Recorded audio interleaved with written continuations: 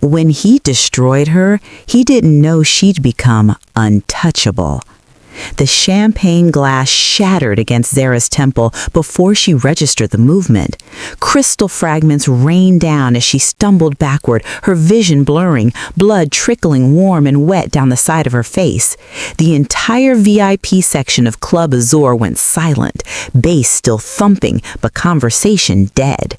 200 pairs of eyes watched as she fell, her cream Chanel dress now stained crimson, her body hitting the marble floor hard enough to crack something, maybe a rib, definitely her dignity.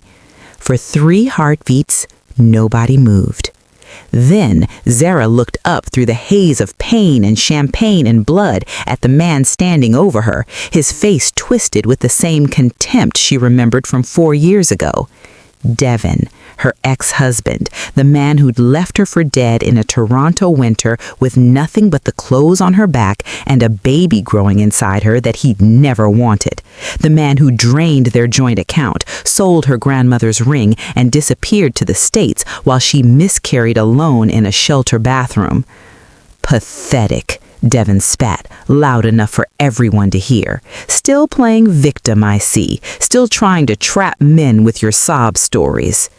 He had no idea who she was now, no idea that the broken woman he'd abandoned in that freezing basement apartment was gone, incinerated in the fire of her own rage and reborn as something he couldn't comprehend. No idea about the 14-karat diamond hidden beneath her glove, so massive she couldn't wear it in public without drawing attention. No idea about the penthouse in Gangnam with floor-to-ceiling windows overlooking the Han River. No idea about the offshore accounts, the property portfolio spanning 3 continents, the power that came with her new surname. And Devin definitely had no idea about the man whose ring she wore, whose child she was carrying, whose name made South Korea's underground empire bow in respect and fear. Kang Jae-won, her husband, Seoul's most untouchable power broker. As Zara's trembling fingers found her phone in her clutch and she saw 17 missed calls from Jae-won, she watched understanding begin to creep across Devin's face. Not full understanding, not yet, but the first flicker of uncertainty, the beginning of the question, why isn't she crying? Why isn't she begging? Because in approximately 12 minutes, when Jae-won's convoy pulled up to this club, when his men flooded through those doors, when Devin saw exactly who he'd just assaulted, his entire world would detonate. Every carefully constructed lie, every stolen dollar, every woman he'd conned, all of it would come crashing down on his head with the force of a freight train. But he didn't know that yet. Right now, in this crystallized moment of violence, he still thought she was nothing. That was about to change in ways that would haunt him for the rest of his considerably shortened life. Before we dive into this story of savage retribution and unexpected love, please do me a quick favor and hit that subscribe button. Turn on your notifications because this story is about to take you on a ride you won't forget. Let's begin. 14 hours earlier, Zara had woken to sunlight streaming through floor-to-ceiling windows, Seoul sprawling beneath her like a kingdom made of glass and steel and infinite possibility. Jae-won's arm was heavy across her waist, his breath warm against her neck, his body curved protectively around hers, even in sleep. This was her favorite moment of every day, before the world intruded, before the phone started ringing, before he became the man everyone else saw, and she got to keep this version, soft and vulnerable and completely hers. "You're awake," he murmured in Korean, not opening his eyes. After 2 years of marriage, he could sense her consciousness like a sixth sense. "How did you know?" I whispered back, her Korean still accented, but fluent now. "Your breathing changes. Everything about you changes when you wake up."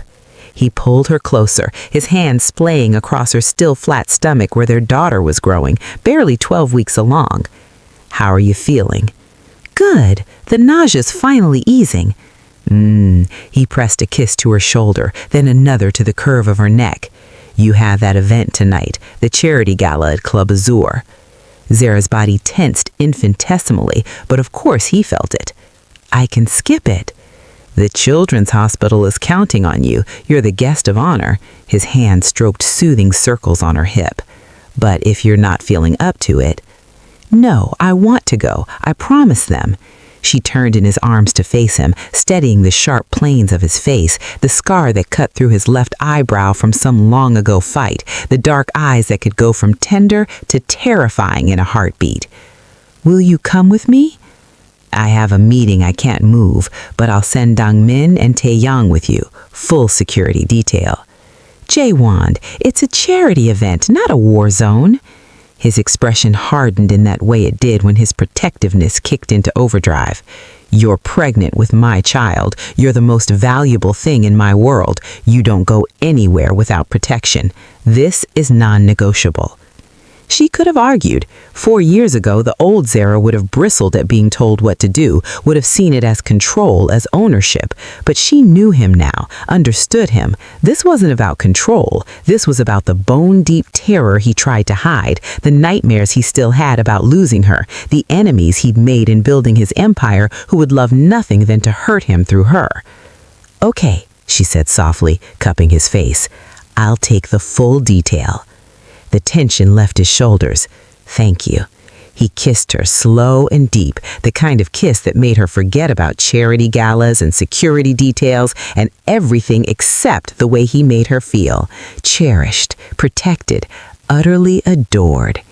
He made love to her then, slow and reverent, his hands worshiping every inch of her body, his mouth following the path of his fingers, whispering Korean endearments against her skin that made her shiver.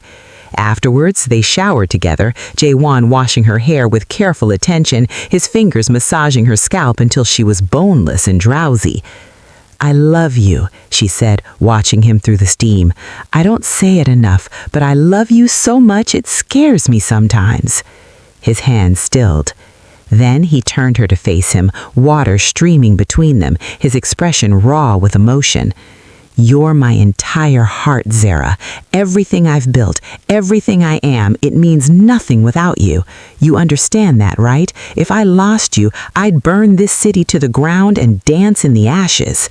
She believed him. God help her, she believed every word. 3 hours later, she sat in her home office reviewing grant applications for her foundation, Haven House, a shelter for women escaping financial abuse. In 4 years, they'd helped over 2,000 women across South Korea, Canada, and South Africa rebuild their lives. Every woman who walked through those doors received housing, job training, therapy, legal aid, and childcare. Everything Zara needed and didn't have when Devin destroyed her. Her assistant, Ji-won, knocked softly. Mrs. Kang, the caterers confirmed for tonight. Also, Mr. Kang's office called. He wanted to remind you to eat lunch.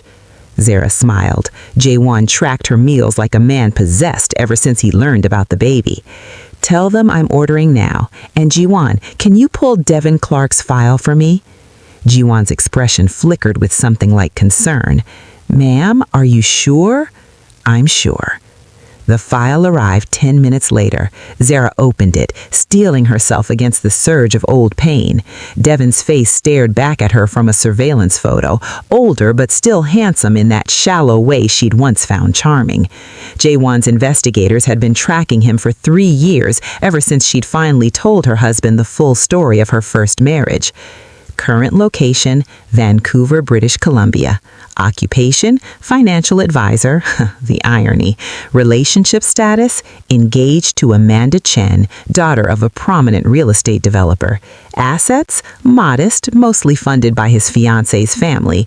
Criminal history, none on record, but the private file told a different story. 3 other women, all with eerily similar stories to Zara's. Drained bank accounts, emotional abuse, abandoned while vulnerable. Jae-won wanted to destroy him immediately, had sat in their bedroom with murder in his eyes, detailing exactly how he could make Devin disappear without a trace. But Zara had stopped him, not out of mercy, but because she wanted Devin to live with his choices, to face consequences that lasted longer than death. So they waited, watched, gathered evidence, and now, according to the latest update, Devin was in Seoul for a week-long business conference, staying at the Shilla, attending various networking events around the city. including tonight's gala at Club Azur. Zara's hands trembled as she closed the file. She hadn't told Jawan about this latest update, hadn't told him that Devin would be at the same event she was attending, because if she had, Jawan would have either forbidden her from going or shown up personally to dismantle Devin piece by piece. But she wanted to see him, needed to see him, needed to prove to herself that she was truly over it, that the woman Devin had broken no longer existed. She was about to learn that some ghosts are better left unexorcised. Club Azur at 9 p.m. was a spectacle of wealth and excess. Crystal chandeliers cast prismatic light across marble floors. The city's elite mingled in designer clothes, champagne flowing, conversation a symphony of different languages and deals being made. Zara arrived in a cream Chanel dress that hugged her curves without revealing the small bump of her pregnancy. Her hair swept up to show the diamond earrings Jawan had given her for their anniversary. Dongmin and Taeyong flanked her like shadows, both built like linebackers, both armed, both utterly loyal to Jawan. They'd die before they let anything happen to her. It was comforting and suffocating in equal measure. The gala was for the Seoul Children's Hospital, an organization Zara had been supporting since she started Haven House. She gave a short speech about the importance of helping vulnerable children, wrote a check that made several people gasp, and tried to ignore the whispers that followed her everywhere. "That's Kang Jae-won's wife. I heard he paid $15 million for her at a charity auction. She runs that women's shelter, the one that takes in abuse victims. Be careful what you say. Her husband has eyes everywhere." She was used to it by now. Being married to Jae-won meant living in a fishbowl, every move scrutinized, every word analyzed. But it also meant safety, power, the ability to help people on a scale she'd never imagined. She was accepting congratulations from the hospital director when she felt it, that prickling awareness of being watched. She turned slowly, scanning the crowd, and that's when she saw him. Devin.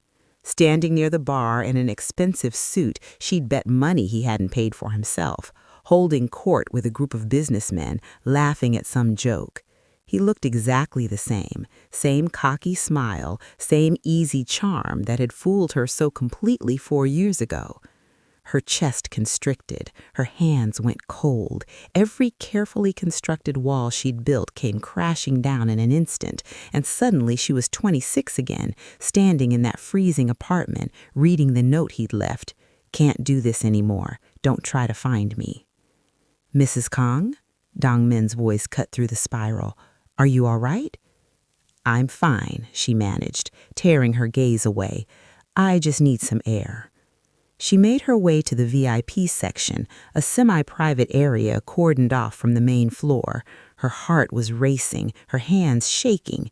She was being ridiculous. He was nothing. He had no power over her anymore. She was Kang Jae-won's wife, for God's sake. She ran a multi-million-dollar foundation. She was pregnant with a baby girl who would grow up loved and wanted and protected. Devin Clark couldn't hurt her anymore. But then he was there, stepping into the VIP section like he owned it, his eyes finding her with that predatory focus she remembered too well. And she watched recognition flash across his face, followed by shock, then something uglier. "Well, damn," he drawled, his Canadian accent grating on her nerves. "Zara Brooks, never thought I'd see you again, especially not somewhere like this." His eyes traveled over her dress, her jewelry, lingering in a way that made her skin crawl. "Guess you found yourself another meal ticket, huh?" Dongmin moved instantly, positioning himself between them. Taeyong had his phone out, undoubtedly calling Jae-won, but Zara held up a hand, stopping them. Some broken part of her needed to do this, needed to face him. "It's Kang now," she said quietly. "Zara Khan." Devin's eyebrows rose. "Married again? That was quick, though I guess desperation doesn't wait for proper mourning periods." He stepped closer, ignoring Dongmin's warning growl. "Let me guess, older man, lonely widower, you always had a talent for playing the victim until some fool took pity on you." The words hit like physical blows, each one finding its target with devastating accuracy. This was Devon's gift, knowing exactly what to say to maximize damage. "You don't know anything about me," Zara said, hating how her voice shook. "I know everything about you. You're still the same pathetic woman I left in Toronto, still looking for someone to take care of you because you're too weak to take care of yourself." He laughed, the sound cruel. "How much are you taking him for? How long before he figures out you're just a parasite in a pretty dress?" "That's enough." Dongmin's hand went to his jacket. Devon barely glanced at him. "What, you hired security now, trying to look important?" He focused back on Zara, his smile sharp as broken glass. "Does your new husband know about the baby, the one you conveniently lost after I left, or did you use that sob story to hook him too?" Something inside Zara cracked. "You left me homeless and pregnant," she whispered, tears burning her eyes. "You stole everything I had. I lost our baby because I was starving, because I had nowhere to go, because you destroyed me." "Don't put that on me. Probably weren't even pregnant. Probably made it all up to try to trap me." His expression turned vicious. "Thank God I got out when I did. Thank God I saw through your manipulation before you ruined my entire life." "I'm calling Mr. Kong," Taeyong said urgently in Korean. "No," Zara said in the same language. Then to Devon, "You need to leave." "Leave? This is a public event, sweetheart. I paid good money to be here." He stepped closer, backing her toward the railing that overlooked the main floor. "You don't get to tell me what to do anymore. You don't get to play victim and expect everyone to bow down." "Sir, step back," Dongmen ordered, his English sharp with warning. "Make me." Devon's hand shot out, grabbing Zara's wrist hard enough to bruise.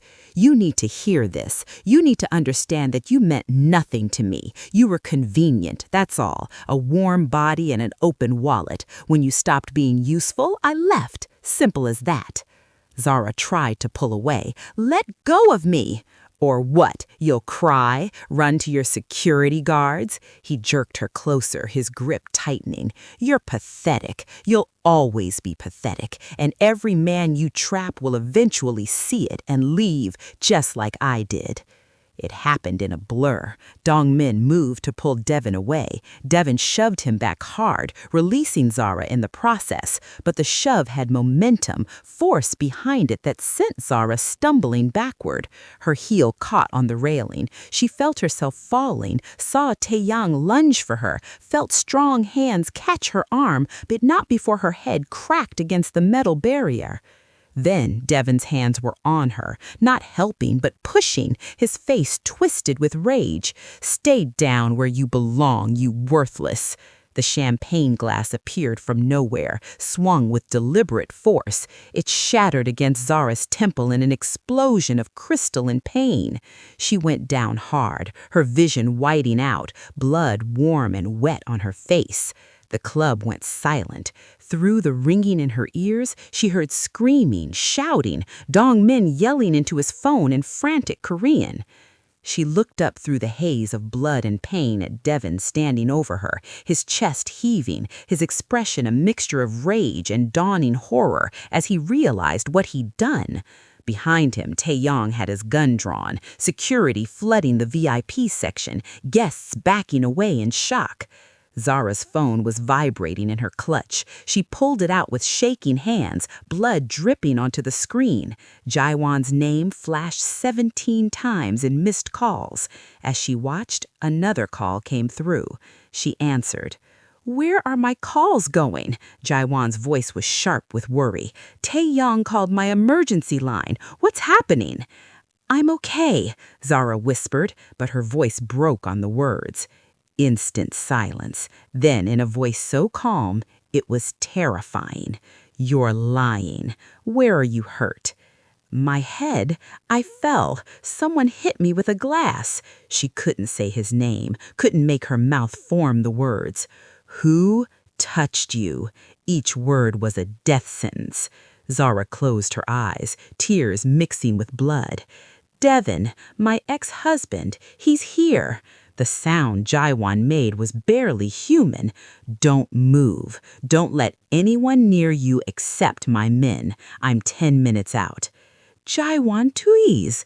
"Don't. He put his hands on you, on my pregnant wife, on the mother of my child." His voice dropped to a whisper that somehow carried more weight than shouting. "There is no universe in which that man draws another peaceful breath. Do you understand me? None." The line went dead. Zara looked up at Devin, who was arguing with security, insisting it was self-defense, that she'd attacked him first. Taeyong and Dong Min had formed a barrier around her, both with weapons drawn, both speaking rapid Korean into their phones. The club had erupted into chaos, guests filming on their phones, security trying to control the situation, someone calling for an ambulance.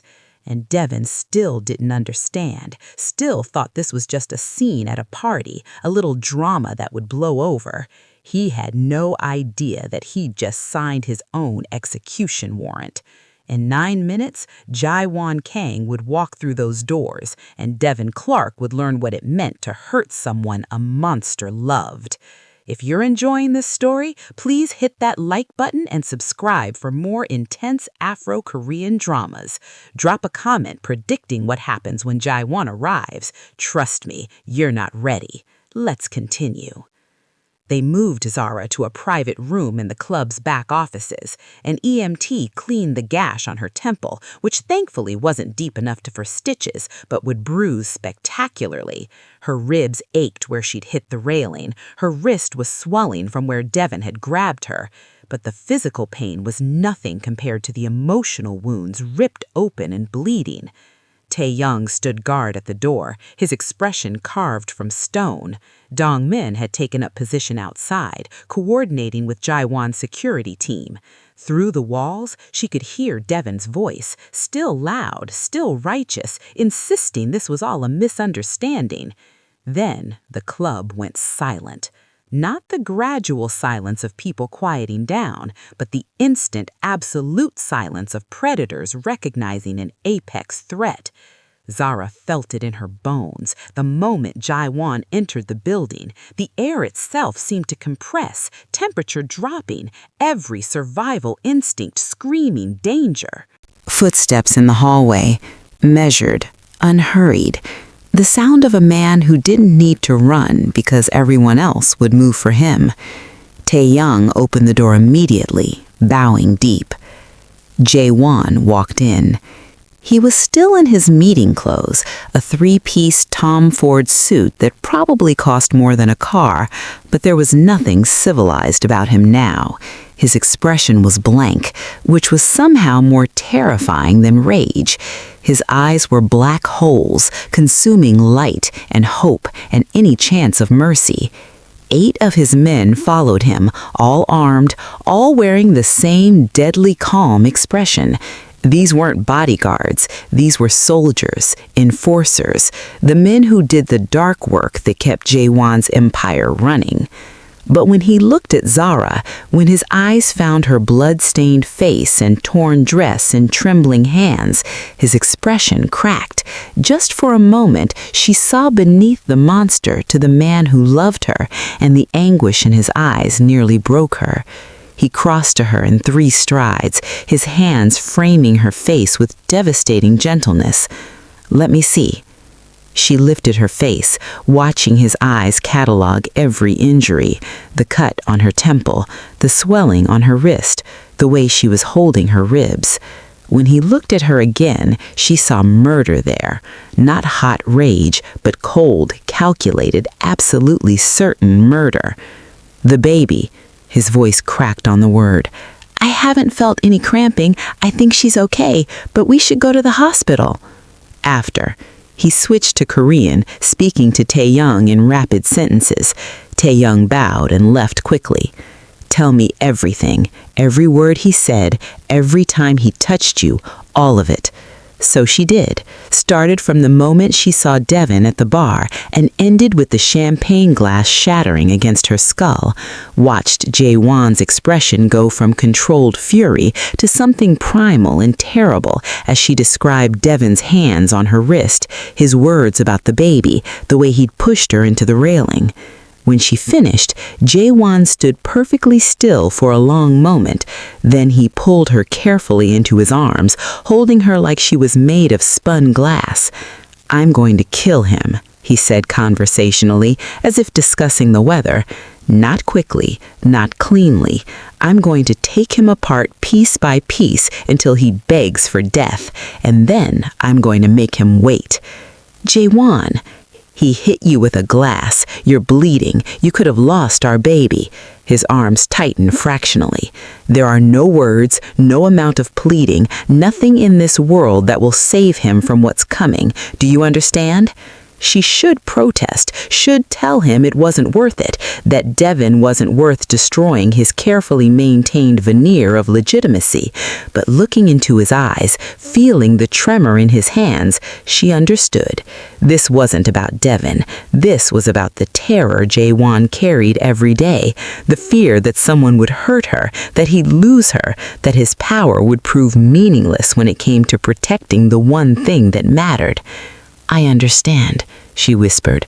He kissed her forehead, her cheeks, her lips, gentle kisses that tasted like goodbye to the man everyone else saw and hello to the monster he kept leashed for her sake alone. "Stay here. This won't take long." "What are you going to do?" That smile, cold and sharp as a blade. "Introduce myself." He left, his men following like a dark tide. Zara sat in the silence, listening to her heart pound, knowing that somewhere in this building, Devin's life was about to end in every way that mattered. Through the walls, she heard doors opening, heard Devin's aggressive voice. "Finally, someone with actual authority. I want that psycho arrested for—" The voice cut off abruptly, mid-sentence.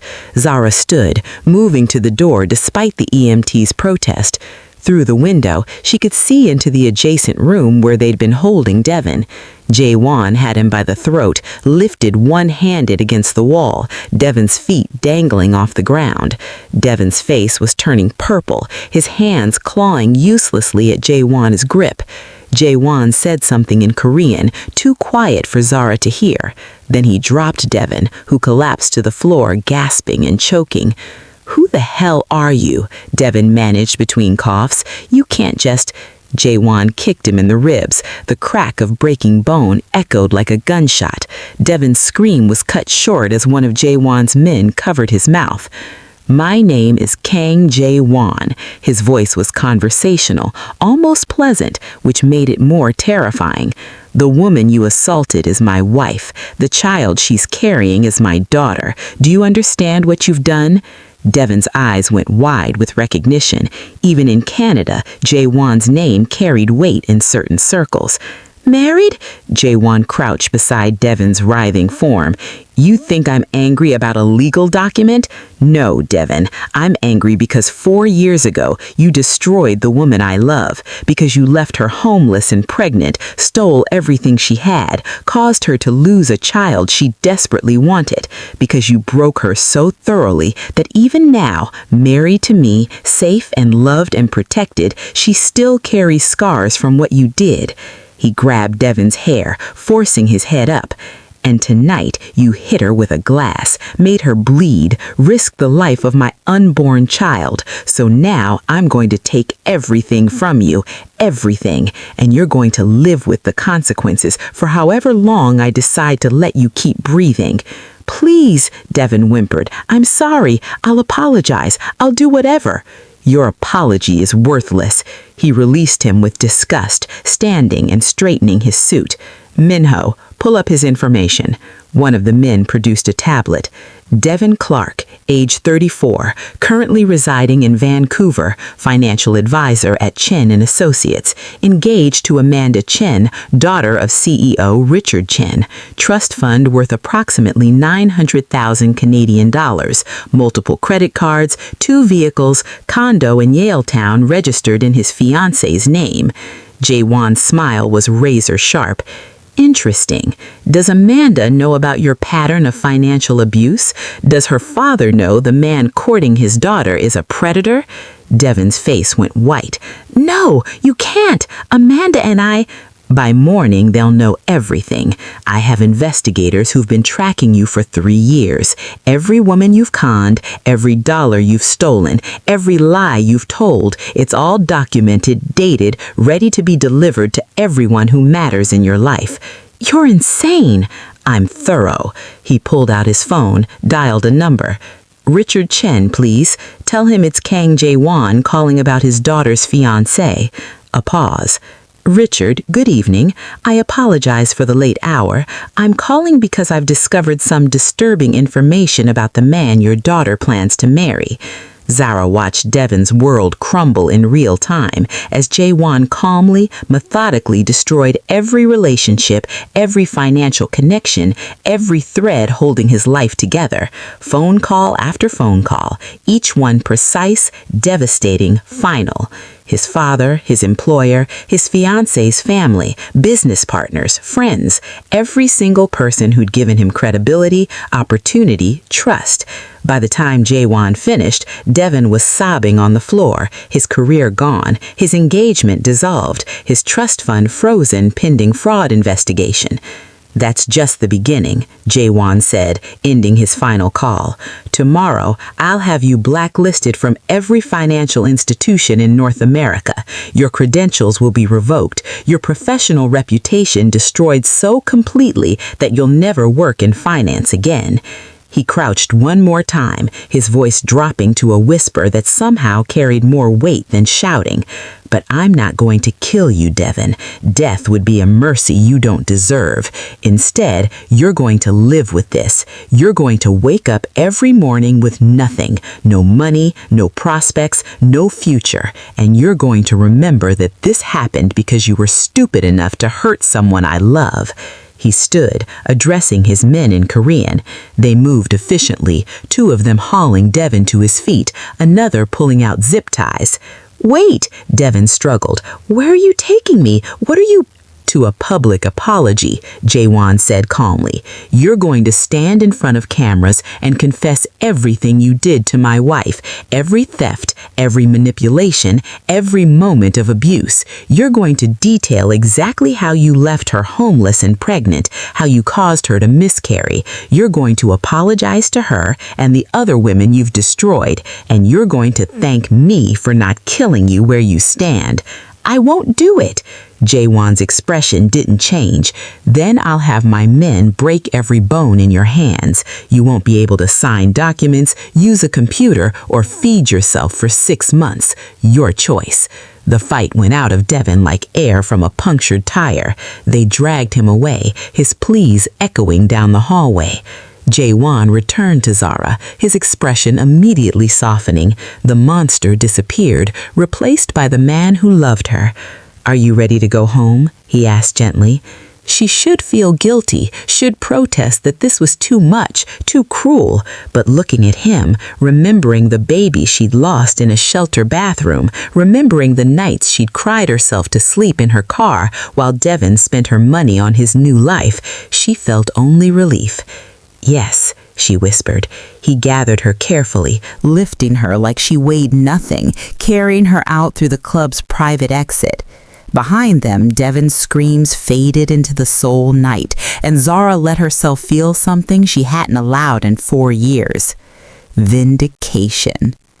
Don't forget to subscribe and turn on notifications. We're just getting to the most intense parts. Comment below what you think should happen to Devon, and let's continue this journey together.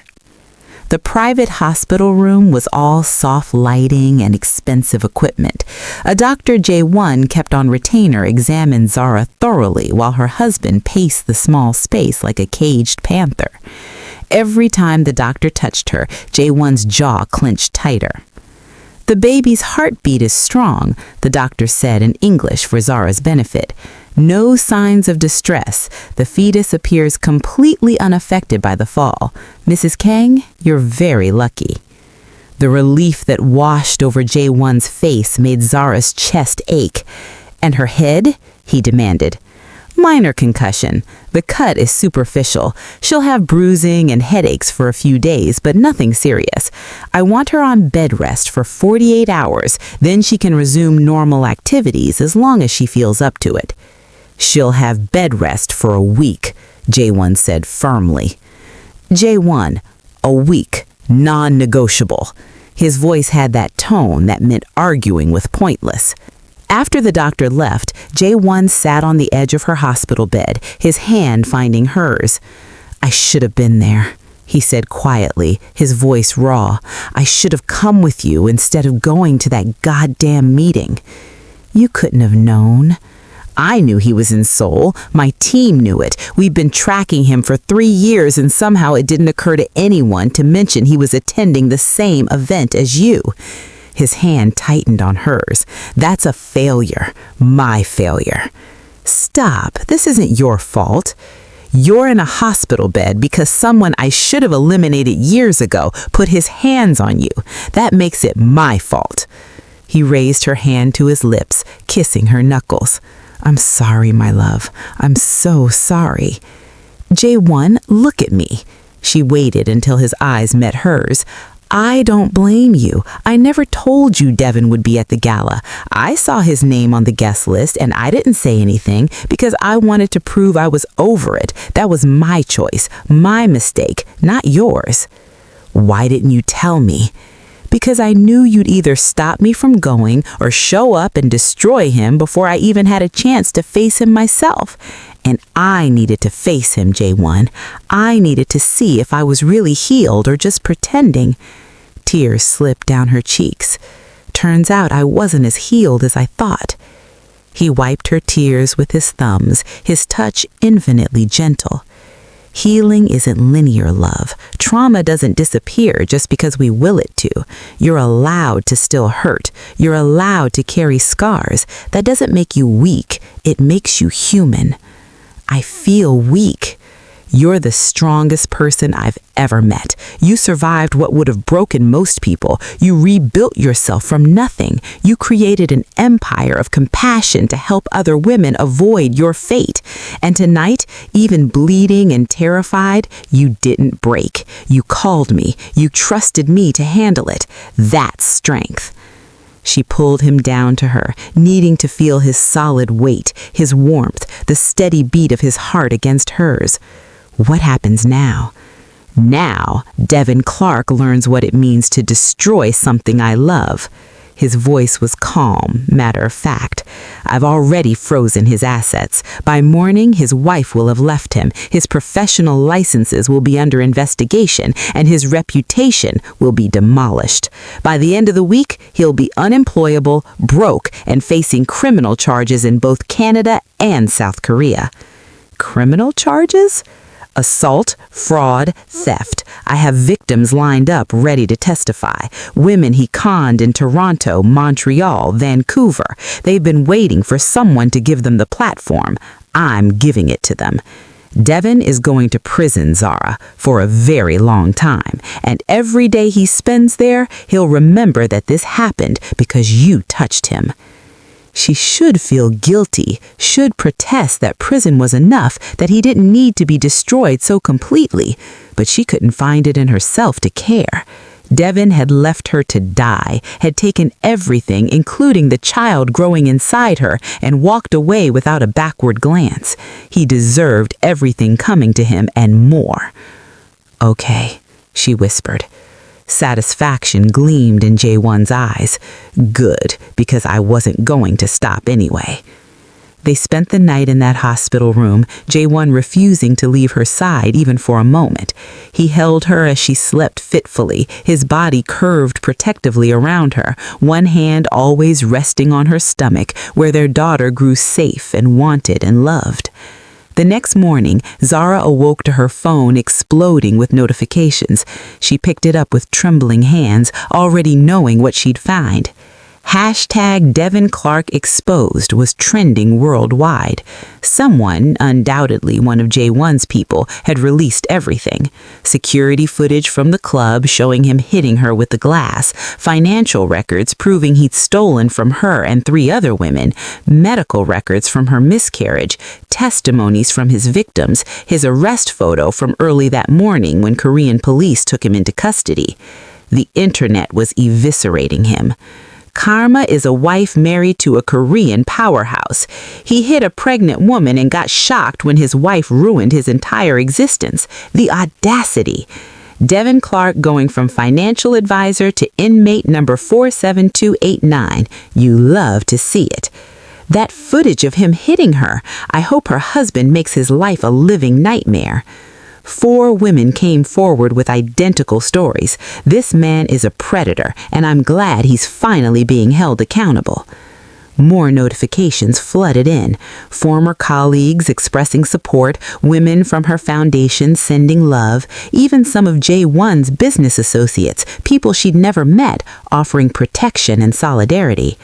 But it was the message from Amanda Chen, Devin's ex-fiancée, that made Zara's breath catch. Mrs. Kang, we've never met, but I needed to thank you. My father showed me the evidence your husband provided. I had no idea who Devin really was. He told me you were his crazy ex who stalked him after a bad breakup. I believed him.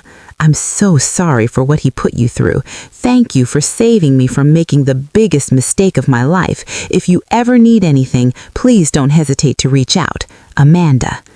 Zara showed the message to J1, who was reviewing security reports on his tablet. He read it, expression thoughtful. Amanda Chen is a good woman. She donated a significant amount to your foundation last year anonymously. You knew? I know everything that happens in your organization. He set down his tablet, turning to face her fully. Devin Clark had her completely fooled, told her you were unstable, that you faked a pregnancy to trap him, that he'd left her for his own safety. He believed her every word. Rage flared hot and bright in Zara's chest. He told her I was the problem, that I was crazy? Classic abuser tactic. Rewrite history, paint yourself as the victim, discredit anyone who might expose the truth. J1's expression hardened, but the truth is out. Every lie he told, every manipulation, every stolen dollar, it's all public record. He can't hide anymore, can't find another victim to prey on. He's done. Good. The word came out fierce, final. J1 smiled, that dangerous smile that always made her pulse race. That's my girl. They returned home later that morning to their penthouse in Gangnam. The space was a sanctuary of glass and steel and carefully curated beauty. Floor-to-ceiling windows overlooked the Han River, modern art on the walls, furniture that cost more than most people's cars. But what made it home wasn't the luxury, it was the photos scattered throughout.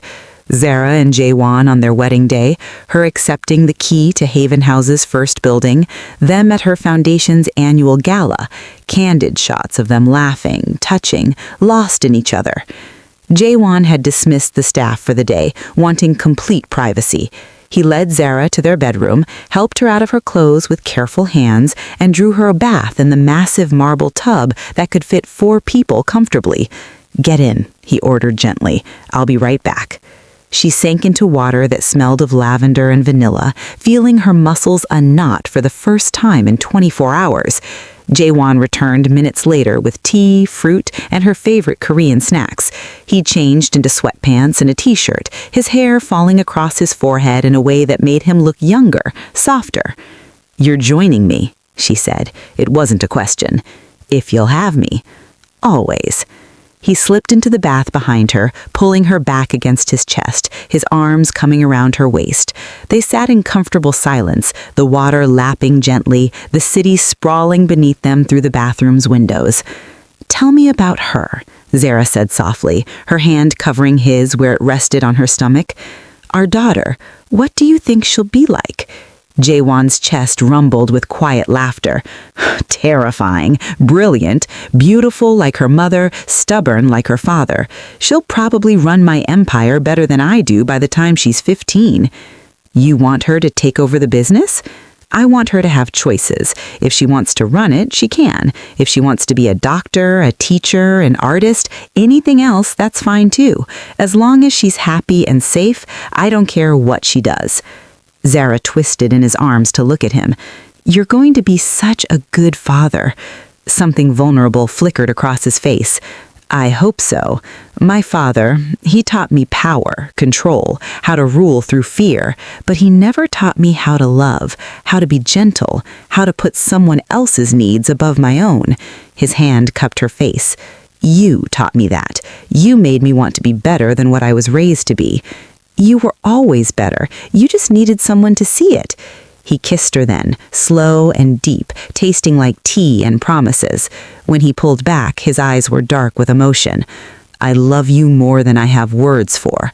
You and this baby, you're my entire world. Everything else is just noise. I love you too, so much it scares me sometimes. Don't be scared. I've got you. Always. They stayed in that bath until the water went cold, wrapped in each other and the future stretching ahead of them. When they finally got out, Jaewon dried her carefully, paying special attention to the bruises blooming across her ribs, the cut on her temple.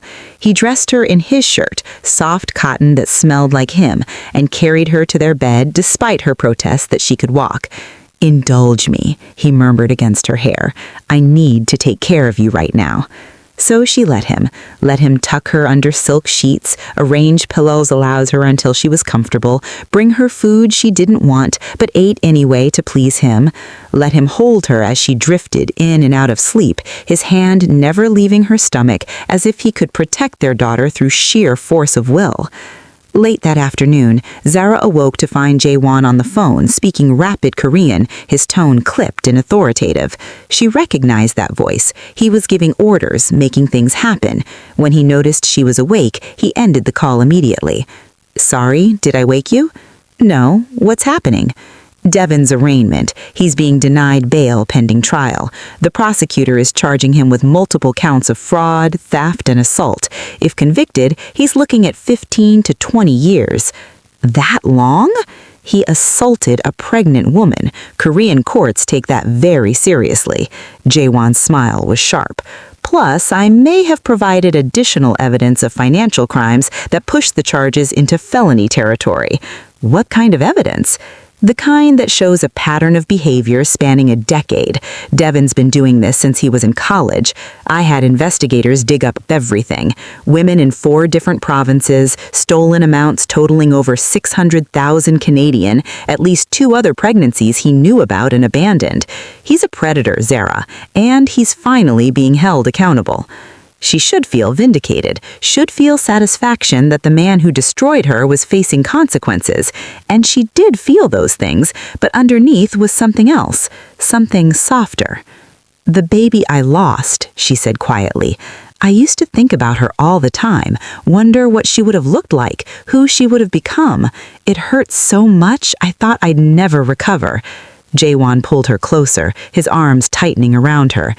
But now I realize if I hadn't lost her, I never would have come to Korea, never would have started over, never would have met you. She placed her hand over his on her stomach. Never would have this baby, this life, this love. And I feel guilty for thinking it, but I'm grateful. Not for the pain, not for what Devin did, but for where it led me. You're allowed to be grateful for where you are without being grateful for what you went through, Jaewon said softly. Those are 2 different things. And your first baby, she led you to me, to this life, to our daughter. That makes her part of our story, part of our family. Tears slipped down Zara's cheeks. I never thought about it that way. We'll tell our daughter about her, about the big sister who couldn't stay but who brought our parents together. She'll know she wasn't forgotten. The tears came harder then, but they were cleansing tears, healing tears, the kind that washed away old wounds and made space for new growth. The next few weeks blurred together in a haze of headlines and legal proceedings. Devon's trial became international news, the story too salacious to ignore. Wealthy con man exposed by powerful Korean businessman after assaulting his pregnant wife. Every sordid detail was picked apart by media outlets across 3 continents. The trial itself was brutal.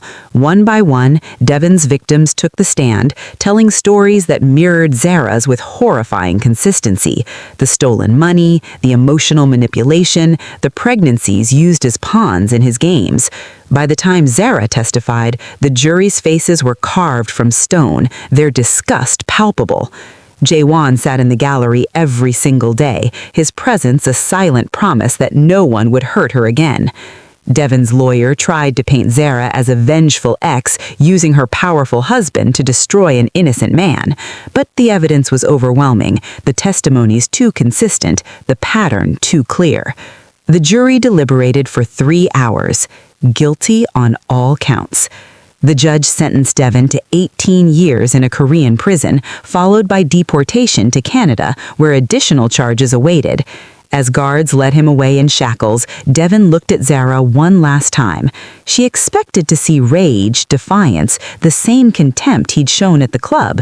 Instead, she saw something that looked almost like understanding, like he finally grasped the magnitude of what he'd thrown away when he left her in that Toronto apartment. Too little, too late. Outside the courthouse, reporters swarmed. Jae-won's security team carved a path through the crowd, but one question made Zara pause. "Mrs. Kang, how do you feel about the verdict?" She turned, finding the camera, and spoke from her heart. "I feel free. For 4 years, I carried the weight of what happened to me. I blamed myself, questioned my worth, wondered why I wasn't enough. But standing here today, watching justice be served, I finally understand that it was never about me. Devon Clark is a predator who chose to hurt vulnerable women. I was just one of many, and now he can't hurt anyone else." What message do you have for other survivors of financial abuse? That it's not your fault, that you deserve better, that there are people who will believe you, who will stand with you, who will help you rebuild. She placed her hand on her stomach, where her daughter was growing strong and healthy. "I lost everything once, but I got it all back and more. If I can do it, so can you. Don't give up. Your story doesn't end with him." The clip went viral within hours. By evening, Haven House had received over $3 million in donations and thousands of applications from women seeking help. Zara's foundation became a movement, her story a beacon of hope for survivors everywhere. That night, back in their penthouse, Jae-won made love to her with reverent intensity. Afterward, as they lay tangled together, he said, "I'm proud of you.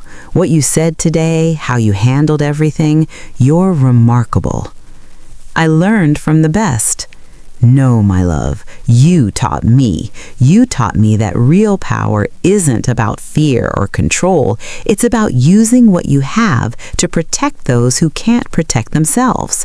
You made me want to be better than I was." He kissed her stomach, where their daughter kicked in response. "And you're going to teach her the same thing."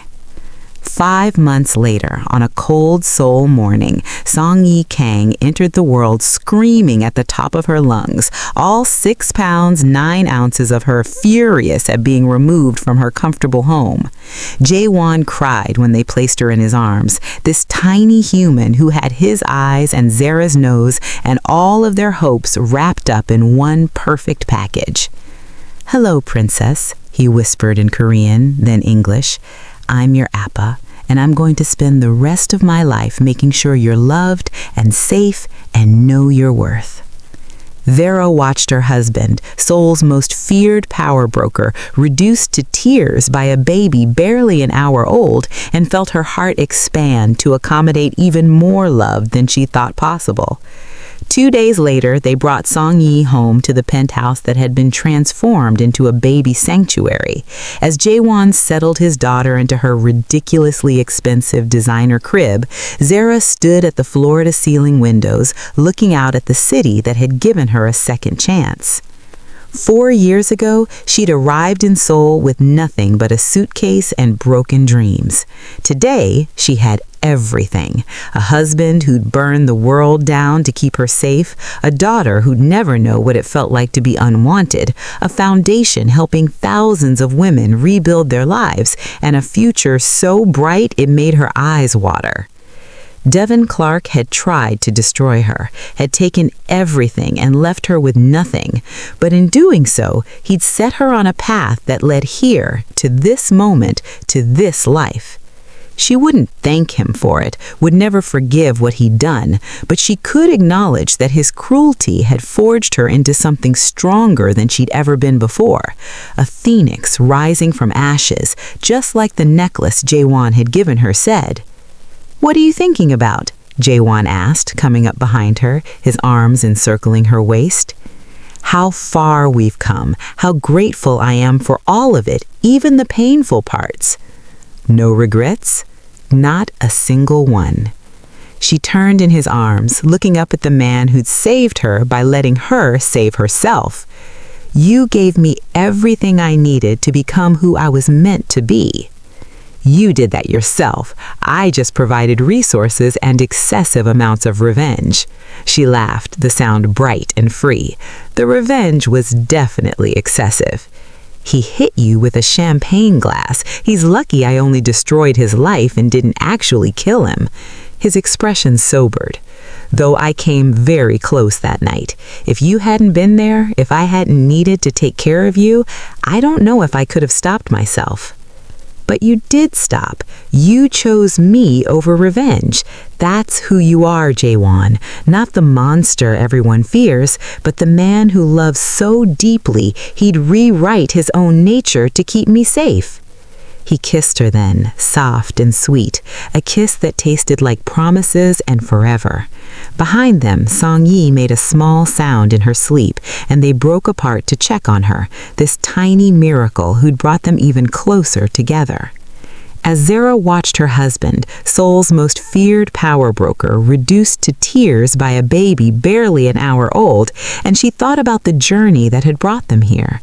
The pain, the loss, the slow climb back to herself, the unexpected love that had changed everything, the revenge that was both satisfying and necessary. Devin Clark was in prison now, his life destroyed, his future a bleak succession of years behind bars. She didn't hate him anymore, didn't feel anything for him at all except a distant sort of pity for a man who'd thrown away something precious and would spend the rest of his life paying for it. But mostly, she felt grateful. Not for him, never for him, but for the strength she'd discovered in his absence, for the life she'd built from ruins, for the love she'd found when she'd stopped looking, for the family she'd created with a man who'd shown her real power wasn't about control or fear, but about using what you had to protect what mattered most.